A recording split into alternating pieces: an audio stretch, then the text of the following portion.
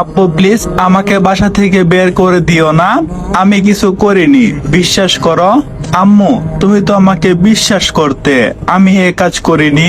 আব্বু বলল তোর কোনো কথা আমরা শুনতে চাই না, বের হয়ে যা এই বাসা থেকে, তোর মতো ছেলে আমাদের চাই না।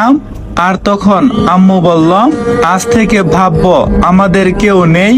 আমি বললাম ঠিক আছে আমি চলে যাচ্ছি, কিন্তু যাওয়ার আগে একটা কথা বলে যাই, যে মেয়ের জন্য আমাকে বাসা থেকে বের করে দিচ্ছ তার জন্যই তোমাদেরকে একদিন কান্না করতে হবে।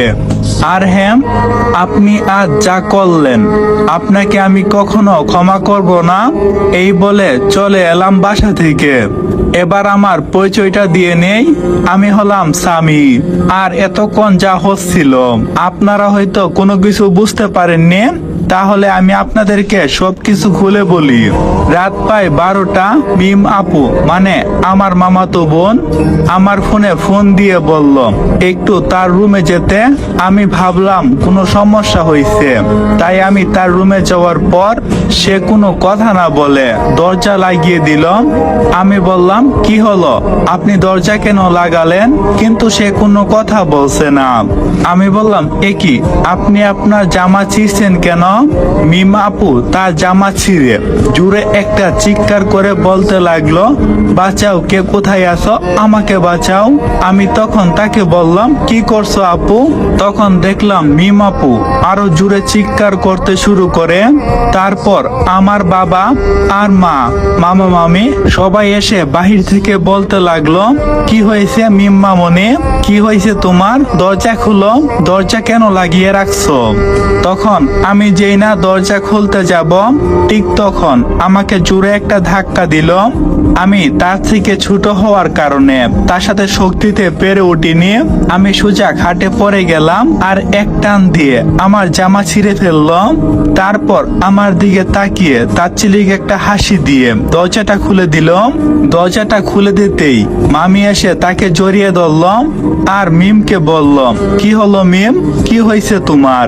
মিম তখন বলতে লাগে আমি নাকি তাকে জোর করে নষ্ট করতে এসেছি এখানে। কথা শুনে যেন আমি নিজেকে নিজে বিশ্বাস করতে পারছি না। মিম কেন এটা করছে, কি ক্ষতি করছি আমি তার? আমি তো তাকে বড় আপুর নজরেই দেখি, তাহলে সে কেন করলো এটা কোনো কারণ ছাড়া?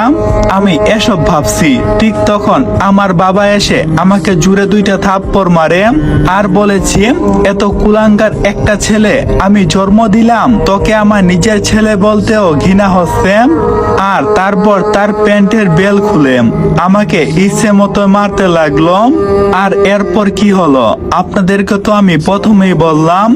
আমি বর্তমানে বাসা থেকে বের হয়ে বাস স্টপের উদ্দেশ্যে রওনা দিলাম আর এসব ভেবে কান্না করছি আর ভাবছি আমার নিজের পরিবার আমাকে বিশ্বাস করলো না। একটু পরে বাস স্ট্যান্ডে এসে পড়লাম, বাসের টিকিট কেটে বাসে উঠে পড়লাম। জানি না আমার গন্তব্য কোথায়, কিন্তু এতটুকু জানি অনেক দূর। বাসের জানলা খুলে বাহিরের দিকে তাকালাম, বাস চলতে শুরু করছে আর আমি চলে যাচ্ছি অজানা গন্তব্যের উদ্দেশ্যে। এসব ভাবতে ভাবতে কখন যে ঘুমিয়ে গেছি জানি না। হঠাৎ কারো ডাকাডাকিতে আমার ঘুম ভেঙে গেল। আমি চোখ খুলে তাকিয়ে দেখি তার ডাকাডাকিতে আমার ঘুম ভেঙে যায়। চোখ খুলে তাকিয়ে দেখি চারপাশে আলো দেখা যাচ্ছে, মানে সকাল হয়ে গেছে আর বাসও একটা জায়গায় দাঁড়িয়ে আছে। একটু চোখ বুলাতে দেখতে পেলাম অচেনা একটা শহর, যেখানে নাই কোনো পিছু টান। বাস থেকে নেমে হাঁটতে থাকি অজানা উদ্দেশ্যে। সারাদিন ঘোরাঘুরি করে রাতে আনমনে রাস্তা দিয়ে হাঁটতেছি। এমন সময় রাস্তার মধ্যে দেখতে পেলাম অনেকগুলো ছেলে মিলে একটা মেয়েকে জোর করে কোথাও নিয়ে যাচ্ছে। আমার যেন মাথাটা ঘুরে যাচ্ছে। আমি গিয়ে তাদের সামনে দাঁড়াই আর তারা আমাকে দেখে বলতে লাগে তুই এখানে কি চাস? আমি বললাম ভাই ওনাকে কেন ডিস্টার্ব করছেন? ওরা বলল তাতে তোর কি, তোর কি বউ লাগে? এই বলে আমাকে জোরে একটা লাথি মারে আর আমি তাল সামলাতে না পেরে নিচে পড়ে গেলাম। আবারও উঠে দাঁড়ালাম, তাদেরকে বললাম যে ওনাকে কেন ডিস্টার্ব করছেন, ছেড়ে দেন। কিন্তু তারা মানলো না। তারপর একটা কথা আছে না, কুকুরের লেজ এমনিতেই সোজা হবে না, হালকা মালিশ করতে হবে। তারপর আর কি, সবাইকে মারতে লাগলাম, একে একে সব কয়টারে মারছি। মারা শেষ হয়ে গেছে, সেই মুহূর্তে আমার মাথায় বাড়ি কিছু দিয়ে কেউ যেন আঘাত করলো ঠিক পিছন থেকে। তাই বুঝতে পারিনি একই সারা শহরটা যেন ঘুরছে, চোখের সামনে যেন সবকিছুই অন্ধকার হয়ে গেল। যখন চোখ খুললাম, নিজেকে অজানা একটা জায়গায় দেখতে পেলাম। সেটা জায়গা বললে ভুল হবে, বিশাল একটা রুম যেখানে আমাকে রাখা হয়েছে। আমার চোখ খুলতে দেখে দুইজন লোক এগিয়ে এলো। এবার লক্ষ্য করে দেখলাম দুইজন লোক কেউ নয়, ওই মেয়েটি আর একজন বয়স্ক ব্যক্তি। তারা আমার কাছে এসে জিজ্ঞাসা করলো আমার বাসা কই, এখানে কেন এসেছি, আমার নাম কি। আমি বললাম আমার বাসা ব্রাহ্মণবাড়িয়া, আর আমি এবার ইন্টার ফার্স্ট ইয়ারে পড়াশোনা করি। আর ফ্যামিলি বলতে আমার সবকিছুই আছে, কিন্তু আমি তাদের কেউ না। তারপর আমার সাথে কি কি হয়েছে সবকিছু তাদেরকে খুলে বললাম। একই দেখতে পেলাম যে তারা কান্না করছে। তখন মেয়েটি বলল, একজন মেয়ে হয়ে এমন কাজ করতে পারলো কিভাবে।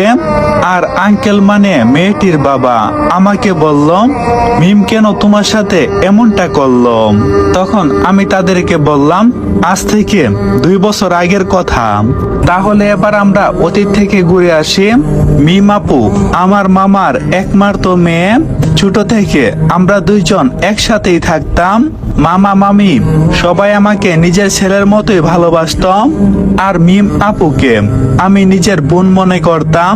আমি যখন 10ম শ্রেণীতে, তখন মিম আপু আমাকে প্রপোজ করে। আমি জানতাম না মিম আপু আমাকে ভালোবাসতাম। আমি মিমকে বললাম, দেখো আমি তোমাকে নিজের বোনের মতো ভালোবাসি, তাই এটা সম্ভব না। মিম আপু আমাকে নানাভাবে বুঝাতে থাকে, কিন্তু আমি তাকে সবসময় নিজের বোনের মতোই ভালোবাসতাম। এভাবে কেটে যায় 1টা বছর। আমি এসএসসি পরীক্ষাতে A+ পেয়েছি। মিম আপু সেই কলেজেই পড়তো যেখানে আমি ভর্তি হইলাম। তারপর আবার কি শুরু হলো শাসন।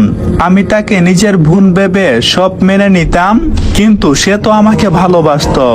কিন্তু সবচেয়ে বড় সমস্যা হলো কলেজে আমরা দুইজন প্রায় একসাথেই থাকতাম, তাই সবাই আমাদেরকে নিয়ে নানান মন্তব্য করত। আমি কিছু বলতাম না, কারণ একটাই, মিম যে আমার বোন। রনি একদিন বলল, মিম আপু মনে হয় তোকে ভালোবাসে। লিমন বলল, হ্যাঁ মনে হয়। সামি বলল, না রে ভাই, আমি শুধু মিমকে নিজের বোন ভাবি, অন্য কিছু নয়। আর এদিকে মিম মনে মনে বলে, তোকে আমার করে ছাড়বো, আমি কালকেই তোকে প্রপোজ করব পুরো কলেজের সামনে। সেদিন কলেজ থেকে এসে খাবার খেয়ে বন্ধুদের সাথে বিকালে ক্রিকেট খেলতে যাই। ক্রিকেট আমার সবচেয়ে প্রিয় খেলা। খেলা শেষ করে সন্ধ্যায় বাসায় গিয়ে ফ্রেশ হয়ে পড়তে বসি। 10টা পর্যন্ত পড়া পরে খাবার খেয়ে একটু ফেসবুক চালিয়ে ঘুমিয়ে যাই। সকালে ঘুম ভাঙলো আম্মুর ডাকে। আম্মু বলল, এই সামি আর কত ঘুমাবি, 9টা বাজে উঠ। সামি বলল, 9টা বাজে, আগে বলবো না। আম্মু বলল, তোকে সেই কখন থেকে ডাকতেছি, উঠার কোনো নামগন্ধ নেই, তাড়াতাড়ি উঠ, এখন উঠে ফ্রেশ হয়ে খাবার খেয়ে কলেজে যা। সামি বলল, আচ্ছা। তাহলে আব্বু কই? সামির আম্মু বলল, তোর আব্বু অফিসে চলে গেছে। সামি বলল, আচ্ছা যাও, আমি আসতেছি। তারপর নাস্তা করে বাইক নিয়ে কলেজে চলে যাই। গেট দিয়ে প্রবেশ করে ভিতরে যেতেই মিম আপুর আগমন। মিম বলল, সামি তোর সাথে আমার কিছু কথা আছে, এদিকে আই। সামি বলল, আচ্ছা চলো। মিম আপু এবার সবার সামনে সামিকে প্রপোজ করে। মিম বলল, সামি আমি তোকে সেই ছোটবেলা থেকে অনেক ভালোবাসি, প্লিজ আমাকে ফিরিয়ে দিস না। সামি বলল, দেখো আপু, আমি তোমাকে আগেও বলেছি, আমি তোমাকে এখনো বলছি, আমি তোমাকে সর্বদাই বোন ভাবি, তাই আমার দ্বারা এই পাপ করা সম্ভব না। এবার মিম আপু আমাকে সবার সামনে জড়িয়ে ধরল। তার এই কাণ্ডে আমার অনেকটাই রাগ উঠে যায়। মিমকে ছাড়িয়ে কষে 2টা থাপ্পড় মারলাম আর সোজা বাসায় চলে আসি। বাসায় আসতেই স্বামীর আম্মু বলল, কিরে চলে আসলি যে? স্বামী বলল, এমনি ভালো লাগছে না। স্বামীর আম্মু বলল, ও আচ্ছা তাহলে রুমে গিয়ে রেস্ট নে। আর এদিকে মিমের